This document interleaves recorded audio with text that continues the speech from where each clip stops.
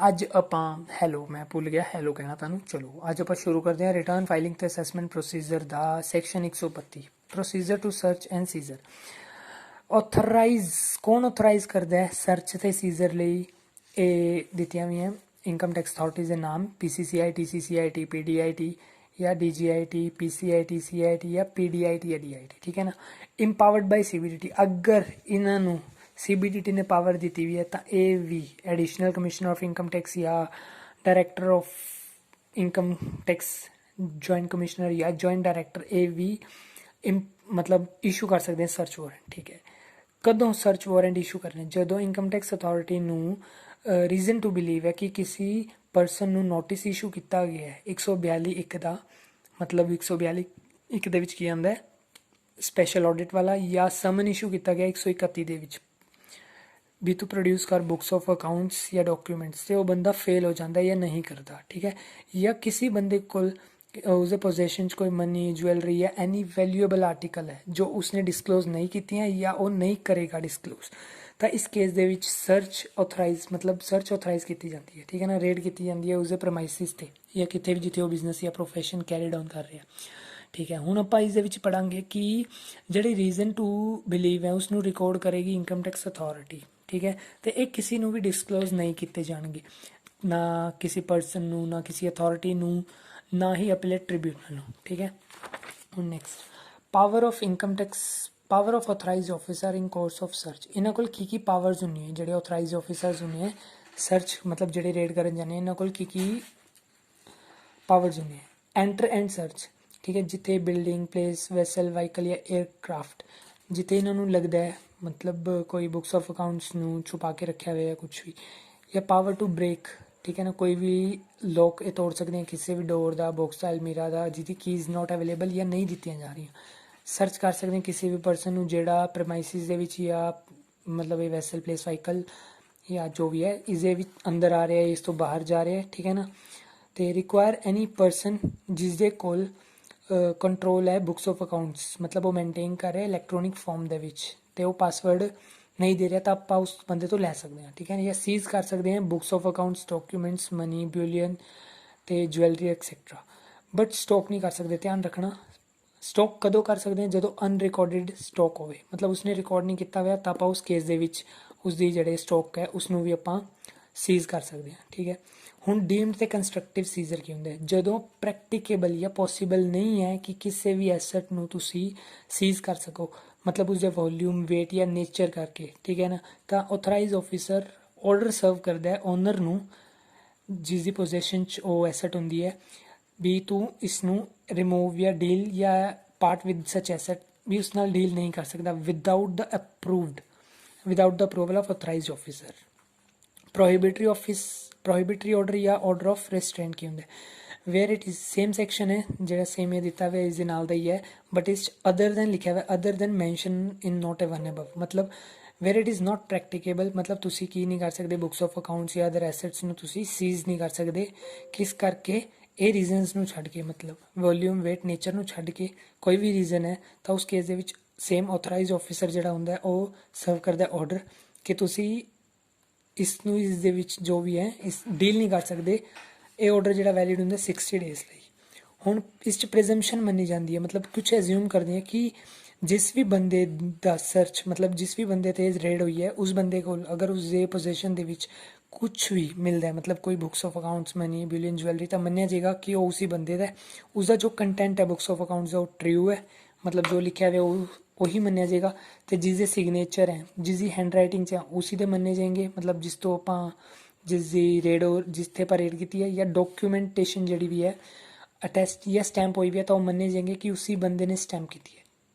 हुण section 132(9)(a) इस की है कि अगर किसी ऑथराइज ऑफिसर ने किसी बंदे ते सर्च की है, ठीक है ना, तो वो उसकी ज्यूरिसडिक्शन नहीं आता तो जिहड़ा ऑथराइज ऑफिसर जिन्हें सर्च की है वो किसी दूसरे बंदे नूं मतलब दूसरे ऑथराइज ऑफिसर जिहदी ज्यूरिसडिक्शन वो बंदा आंदा उसनूं 60 डेज के अंदर अंदर उसकी जो भी है प्रोसीडिंग्स उसनूं ट्रांसफर करेगा मतलब where the authorise officer has no jurisdiction over the person मतलब जिसकी सर्च की है, ठीक है ना।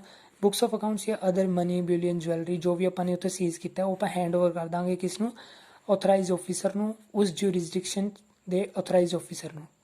Section 132(9)B during the course of search, ਠੀਕ ਹੈ, ਕੀ ਹੁੰਦਾ ਹੈ, ਮਤਲਬ ਜਦੋਂ ਸਰਚ ਚੱਲ ਰਹੀ ਹੈ ਜਾਂ ਸਰਚ ਦੇ ਕੰਕਲੂਡ ਮਤਲਬ ਸਰਚ ਹੋਣ ਤੋਂ 60 ਦਿਨ ਦੇ ਅੰਦਰ ਅੰਦਰ ਸਰਚ ਪਾਰਟੀ ਜਿਹੜੀ ਹੁੰਦੀ ਹੈ, ਮਤਲਬ ਜਿਹੜਾ ਆਫੀਸਰ ਜਾਂ ਆਥੋਰਾਈਜ਼ ਆਫੀਸਰ ਜਿਹੜਾ ਵੀ ਕਰ ਰਿਹਾ, ਉਹ ਪ੍ਰੋਵੀਜ਼ਨਲੀ ਅਟੈਚ ਕਰ ਦਿੰਦਾ ਹੈ ਪ੍ਰੋਪਰਟੀ ਜਿਹੜੀ ਹੈ ਅਸੈਸੀ ਦੀ, ਠੀਕ ਹੈ। ਰੀਜ਼ਨਸ ਰਿਕਾਰਡ ਕਰੇਗਾ ਰਾਈਟਿੰਗ 'ਚ, ਮਤਲਬ ਇਸ ਨੂੰ ਸੀਜ਼ ਕਰਨ ਤੋਂ ਪਹਿਲਾਂ, ਮਤਲਬ ਠੀਕ ਹੈ। ਤੇ ਦੂਜਾ ਇੰਟਰਸਟ ਇਨਵੋਲਵ ਹੋਣਾ ਚਾਹੀਦਾ ਉਸ ਦਾ, ਮਤਲਬ ਡਿਪਾਰਟਮੈਂਟ ਦਾ ਇੰਟਰਸਟ ਇਨਵੋਲਵ ਹੋਣਾ ਚਾਹੀਦਾ, ਤੇ ਰੀਜ਼ਨ ਰਿਕਾਰਡ ਕਰੇਗਾ ਰਾਈਟਿੰਗ ਦੇ ਵਿੱਚ।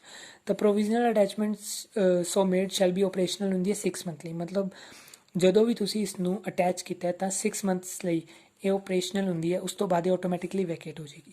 ਸੈਕਸ਼ਨ 132 ਰਿਕੁਇਜ਼ੀਸ਼ਨ ਕੀ ਹੁੰਦੀ ਹੈ, ਹੁਣ ਸਰਚ ਆਪਾਂ ਸਰਚ ਕਰਨ ਗਿਆ, ਮਤਲਬ ਲਗਾ ਲਓ ਕੋਈ ਮਤਲਬ ਆਫੀਸਰ ਹੈ ਜਿਹੜਾ ਸਰਚ ਕਰਨ ਗਿਆ, ਪਰ ਉਸ ਤੋਂ ਪਹਿਲਾਂ ਹੀ ਸਰਚ ਕਿਸੇ ਹੋਰ ਅਥਾਰਟੀ ਨੇ ਕੀਤੀ ਵੀ ਹੈ, ਕਿਸੇ ਹੋਰ ਲਾਅ ਦੇ ਵਿੱਚ, ਜਿਵੇਂ ਫੈਮਾ ਨੇ ਕੀਤੀ ਵੀ ਹੈ, CBI ਹੈ, ਇਲੈਕਸ਼ਨ ਕਮਿਸ਼ਨ।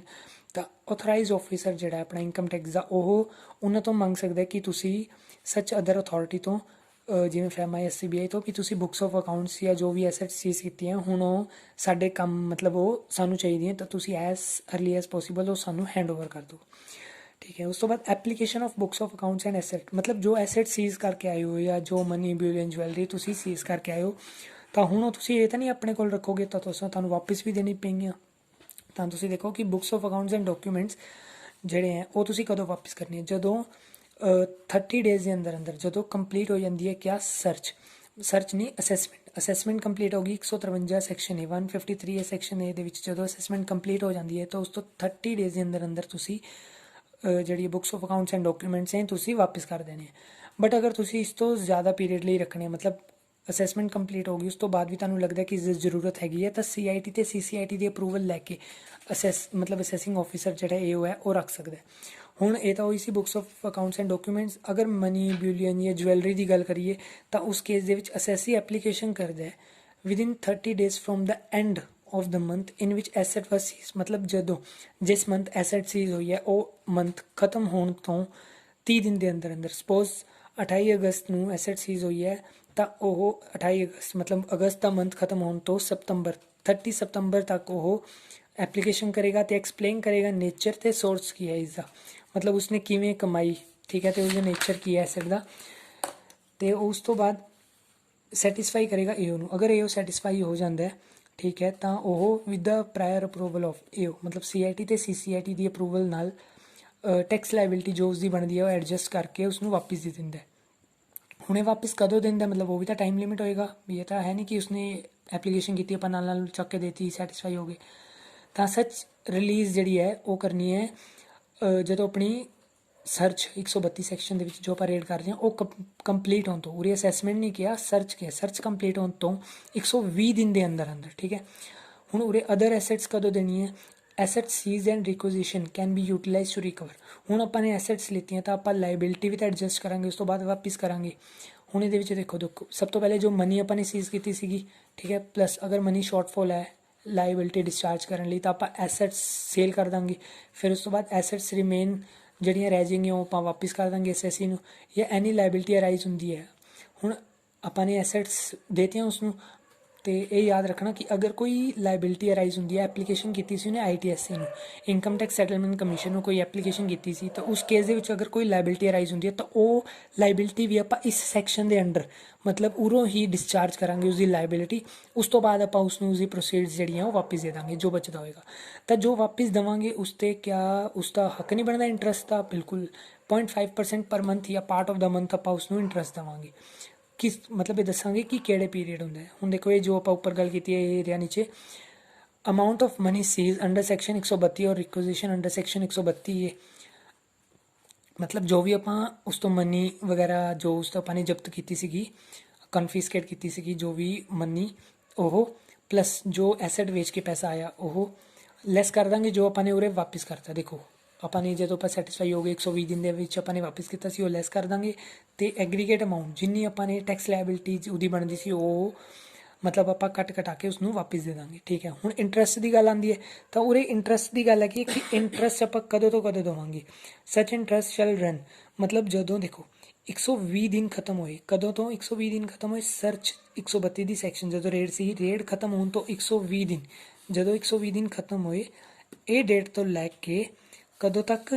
ਜਦੋਂ ਅਸੈਸਮੈਂਟ ਕੰਪਲੀਟ ਹੋਈ, ਮਤਲਬ ਅਸੈਸਮੈਂਟ ਕੰਪਲੀਟ ਹੋ ਗਈ ਤਾਂ ਉਸ ਡੇਟ ਤੱਕ। ਕਦੋਂ? 120 ਦਿਨ ਜਦੋਂ ਖਤਮ ਹੋਏ ਸਰਚ ਤੋਂ ਕਦੋਂ ਤੱਕ? ਜਦੋਂ ਅਸੈਸਮੈਂਟ ਕੰਪਲੀਟ ਹੋਈ। ਇਸ ਪੀਰੀਅਡ ਦੇ ਵਿੱਚ ਜਿਹੜਾ ਹੋਏਗਾ ਆਪਾਂ ਉਸ ਨੂੰ ਇੰਟਰਸਟ ਦੇਵਾਂਗੇ ਕਿੰਨਾ? 0.5% ਪਰ ਮੰਥ ਔਰ ਪਾਰਟ ਆਫ ਦਾ ਮੰਥ। ਆ ਦੇਖੋ, such interest shall run from the date immediately following the expiry ਕਿਹਦੀ? 120 days from the date on which the search was complete। Search complete ਹੋਣ ਤੋਂ 120 ਦਿਨ।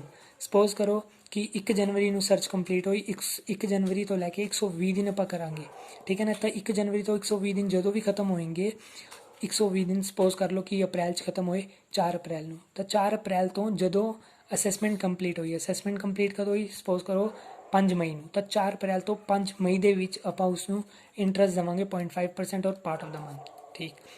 ਹੁਣ